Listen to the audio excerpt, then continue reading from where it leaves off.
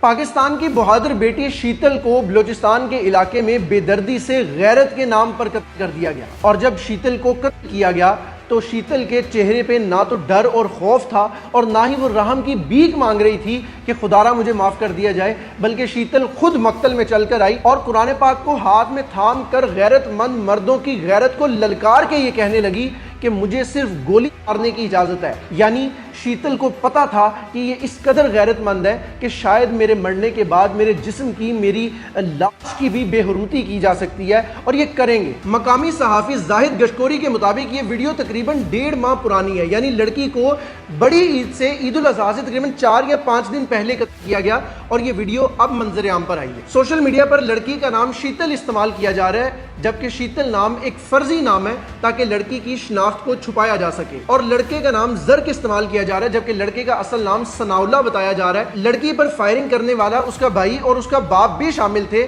بھائی کا نام جلال بتایا جا رہا ہے اور لڑکی کے باپ کا نام وڈیرا بارو ستک زئی بتایا جا رہا ہے۔ ہوتا کچھ یوں ہے کہ آج سے تقریباً 1.5 سال پہلے شیتل اپنی 33 سال کی عمر میں پہنچنے کے بعد زرک نامی ایک قبیلے کے لڑکے سے محبت کی شادی کر بیٹھتی ہے، اور محبت کی شادی کی اس قبیلے میں سزا موت کے سوا کچھ نہیں ہے۔ شیتل اپنے اس علاقے سے، اس قبیلے سے ہجرت کر جاتی ہے، ظاہر ہے اس کو پتا تھا کہ میرے قبیلے میں سوائے موت کے کوئی سزا نہیں دی جاتی، تو شیتل کسی دوسرے علاقے میں ایک خوشگوار زندگی گزارنے کے لیے زرک کے ساتھ ہجرت کر جاتی ہے۔ شیتل کو 1.5 سال کے بعد علاقے والے دعوت دیتے ہیں کہ چونکہ اب آپ کو 1.5 سال کا عرصہ ہو چکا ہے، آپ واپس آئیں، آپ ہمارے ساتھ کھانا کھائیں اور ہم آپ کی اس شادی کو قبول کرتے ہیں۔ شیتل سے غلطی یہ ہو گئی کہ وہ اپنے باپ، اپنے چچا، اپنے بھائی، اپنے رشتہ داروں پر یقین کر بیٹھی اور کھانے کی دعوت قبول کر کے اس قبیلے میں واپس پہنچی، اور جیسے ہی قبیلے میں واپس پہنچی تو باپ، چچا، بھائی، خاندان کے لوگوں نے شیتل کو گاڑیوں میں ڈالا اور ایک کھلے میدان میں لے کر گئے،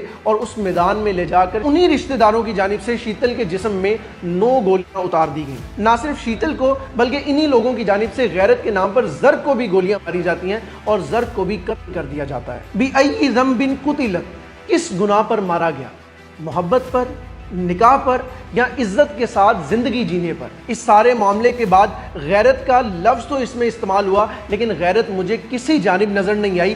وہ لوگ جنہوں نے قرآن پاک کو تھاما تاکہ قرآن پاک شیتل کے ہاتھ سے گر نہ جائے، وہ لوگ اگر اسی قرآن پاک کو پڑھ لیتے، سمجھ لیتے، تو انہیں پتا ہوتا کہ وہی قرآن جس کو وہ سنبھالنے کے لیے شیتل کے ہاتھ سے لے رہے تھے، وہ قرآن خود اپنی مرضی کی شادی کرنے کی اجازت دیتا ہے۔ یہ ہمارا بنیادی حق ہے، یہ ہمارے بیٹوں کا نہیں بلکہ بیٹیوں کا بھی بنیادی حق ہے کہ وہ اپنی مرضی کی شادی کر سکے۔ اب سوال یہ ہے کہ مزید کتنی دیر ہمیں یہ جرگہ سسٹم، یہ قبائلی روایات کو برداشت کرنا پڑے گا؟ آخر اور کتنی بیٹیوں کو اپنی جان گنوانی پڑے گی؟ اور کتنی بیٹیوں کی عزتیں پامال کی جائیں گی؟ اور کتنی بیٹیوں سے ان کے حق چھینے جائیں گے؟ آخر کب ہم لوگوں کو ہوش آئے گی؟ کب یہ قبائلی نظام ختم ہوگا؟ کب یہ جرگہ سسٹم ختم ہوگا؟ آخر کب قانون سے بالاتر سزائیں روکی جائیں گی؟ اس پر حکومت ایکشن کیوں نہیں لیتی؟ ان لوگوں کو عبرت کا نشان کیوں نہیں بناتی جو آئے روز غیرت کے نام پر اپنی بیٹیوں کو نہ صرف قتل کر رہے ہوتے ہیں بلکہ عورت کا اس معاشرے میں رہنا مشکل سے مشکل تر بناتے جا رہے ہیں؟